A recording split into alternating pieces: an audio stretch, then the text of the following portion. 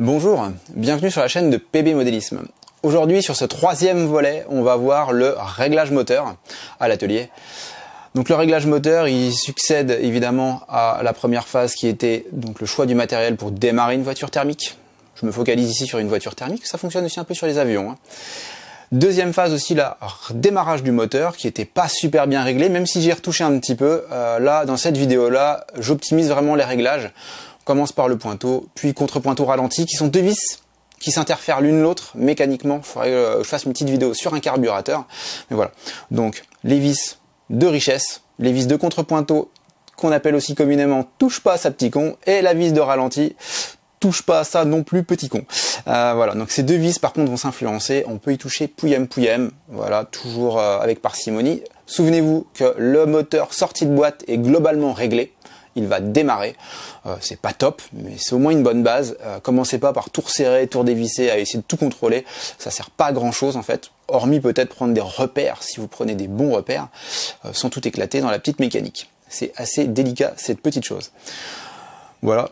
Que dire de plus? Je vous invite à aller à l'atelier, allez zou. Donc sans transition aucune, on va maintenant s'attaquer au réglage du moteur. Après avoir démarré, là on vient de faire une petite pause évidemment. Mieux vaut un pilote plein qu'un réservoir vide. Le réservoir est bientôt vide. Donc voilà, je vais vous expliquer rapidement l'influence du pointeau qui va permettre de régler la vitesse de pointe. Donc le contre-pointeau qui est un peu planqué, voilà, la vis dorée ici, qui est donc le contre-pointeau, la richesse de bas régime, vis de reprise en réalité. Et puis ici la vis de ralenti qui a empêché de caler. Attention, il y a une influence énorme entre la vis de ralenti et la vis de contre-pointeau. Je ne parle pas du pointeau, vraiment contre-pointeau, vis de ralenti, il y a une influence entre les deux, pas de bol. Donc il faut vraiment y aller avec parcimonie si vous venez à y toucher. Normalement il n'y a pas besoin d'y toucher. Sachez que quand vous prenez un véhicule chez nous, dans la mesure du possible, on va le démarrer, on va vous le régler. En fait, donc passez au magasin, c'est bien plus simple pour vous.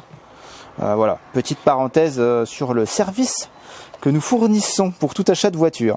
Donc le tournevis plat pour pouvoir régler, si besoin est. Je vais déjà redémarrer la bête, vite fait, en redémarrant tout d'abord la télécommande. J'ai bien le contrôle. Tout bête, mais on sait jamais, la voiture qui tombe, elle part dans le public. Dommage, il y avait quelqu'un qui passait.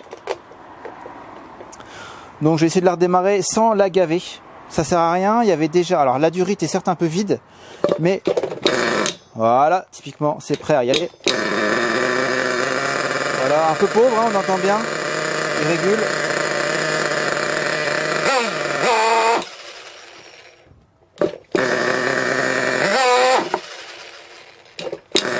Pas envie de pépère. Un peu riche, très riche même, je vous dirais. Sur le haut régime.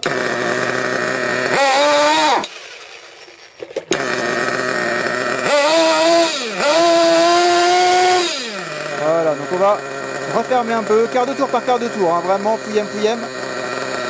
Avec le chauffe-bougie dessus, on sait jamais. Donc on voit bien l'influence du ralenti, de la richesse globale du moteur. Je vais retirer le chauffe-bougie. Voilà, on voit bien que si on est trop riche, ça fume énormément et ça ne prend pas la totalité du plein régime. Vraiment, si j'enrichis fort, on voit bien ce qui se passe. Allez, j'enrichis encore pour bien vous montrer ce qui se passe. Mais ça ne cale pas, vous avez remarqué, ça cale pas. Une fois qu'on est à température. Donc là on va revenir vaguement sur le réglage de tout à l'heure. Allez.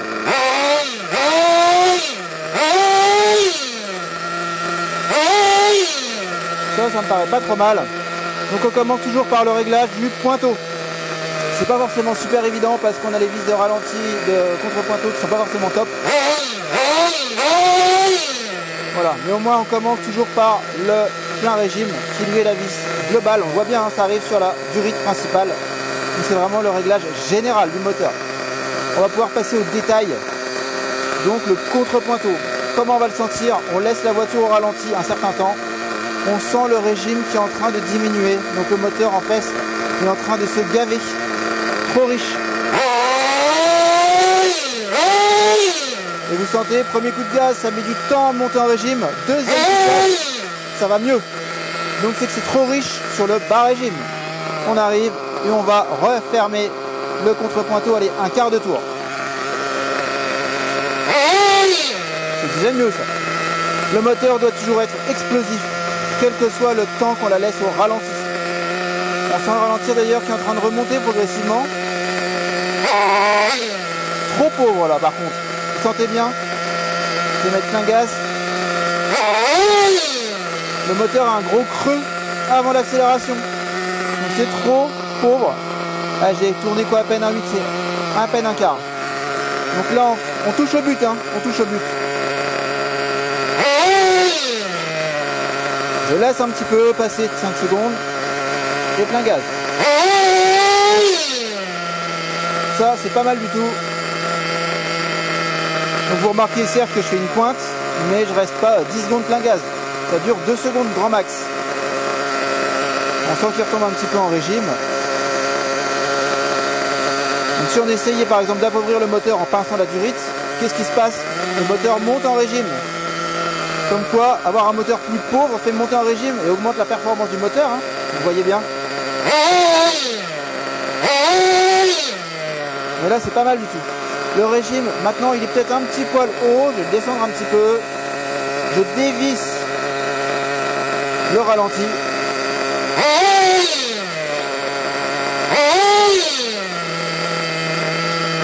Il reste un tout petit peu bloqué sur les gaz, vous voyez, hein, vous entendez un peu? Donc ça, c'est le ralenti qui est un peu trop élevé. On va le redescendre un petit peu. J'y arrive pas. Voilà. Donc je desserre, mais un huitième, hein, à peine. Hein. C'est vraiment pouillem. Hein. Ah, voilà. Là, il retombe bien en régime. On sent bien cette retombée en régime qui est plus nette. Et surtout, bah, une fois qu'on est au ralenti, les roues ne sont pas en prise. Hein. On n'est pas... l'embrayage n'est pas en prise. On doit être limite prise évidemment. Hein. Voilà, mais on a un bon retombé sur le ralenti. Donc ça c'est pas mal. Maintenant la reprise, on va comme on vient de toucher le ralenti ici, on va devoir aller retoucher le contre-pointeau ici éventuellement. Forcément les deux vis embarquent, ils sont en opposition. Hein. Ils sont un peu synchronisés si on veut. Donc j'attends 5 secondes, plein gaz. C'est pas mal. Faut rouler encore un petit peu pour voir ce que ça donne. Maintenant, qu'est-ce qui se passe si on est trop pauvre sur le réglage principal? J'insiste hein, lourdement. Déjà, on sent que le ralenti augmente un petit peu. Hein. C'est pas top. Hein. Attention, on risque une casse moteur avec ce genre de conneries. Vous entendez, il régule. Allez, je resserre encore un demi-tour pour vraiment bien vous le faire caler et bien vous montrer ce que ça donne quand c'est trop pauvre. Voilà, ça cale. Alors que tout à l'heure, ça ne calait pas quand c'était trop riche. Trop riche, bon, à froid, évidemment, ça va caler, mais une fois que c'est à chaud, même un peu trop riche. Bon, alors évidemment, hein, si vous desserrez de 5 tours, je peux plus rien pour lui, le pauvre vieux, il est en train de se noyer. Mais voilà, pas de blague pourrie là-dessus. Mais voilà, voilà, ça vous permet au moins de voir et de découvrir un petit peu ce que donne un réglage donc de pointeau, donc qui est le réglage général. Vous allez commencer par le pointeau, et puis après vous allez jouer un petit peu du ralenti, du contre-pointeau pour un réglage qui va pas mal. Là maintenant, il va falloir le roder. Donc ce que je vous conseille, c'est voilà, c'est un rodage complet, ça va être 1 à 2 litres pour une libération complète du moteur. Voilà, ça va être à peu près l'ordre de grandeur pour que le moteur se libère complètement. Pour le rodage, voilà, bon, là on fait les tout premiers pleins dans le vide, comme ça, à le régler, hein, à dégrossir le réglage.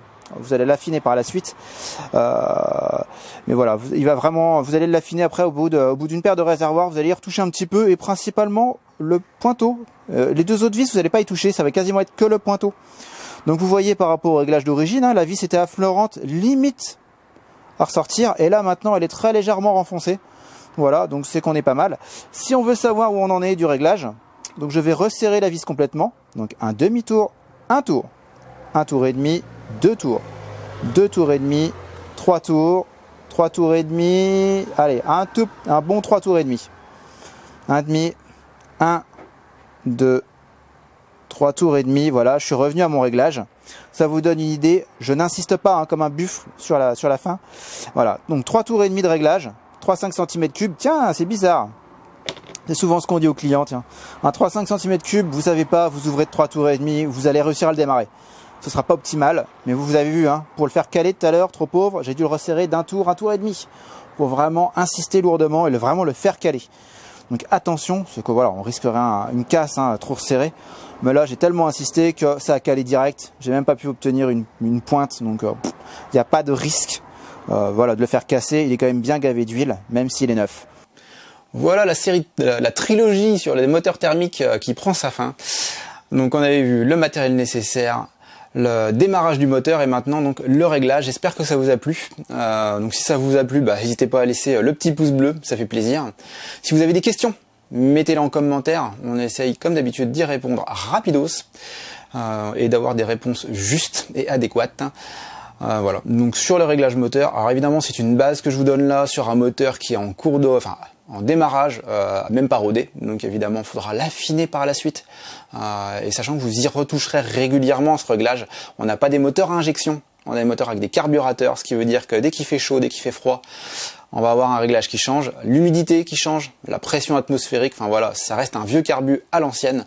On a des grosses puissances certes, mais ça reste un vieux carbu. Donc voilà, faudra peut-être y retoucher régulièrement, et vous ne toucherez généralement qu'au pointeau, en fait, qui est la vis générale du moteur. Donc pas besoin forcément de retoucher un ralenti ou un contre-pointeau. Quand on est obligé d'y toucher beaucoup, c'est plutôt signe que la chemise piston est en train de rendre l'âme, avec un moteur qui se met à surchauffer, voilà, enfin, il y a plutôt un ennui mécanique. Voilà pour le côté réglage. Je vous invite aussi à liker la page, à mettre, en plus du petit pouce bleu, à vous abonner à la page, ça fait toujours plaisir à toute l'équipe. Au revoir.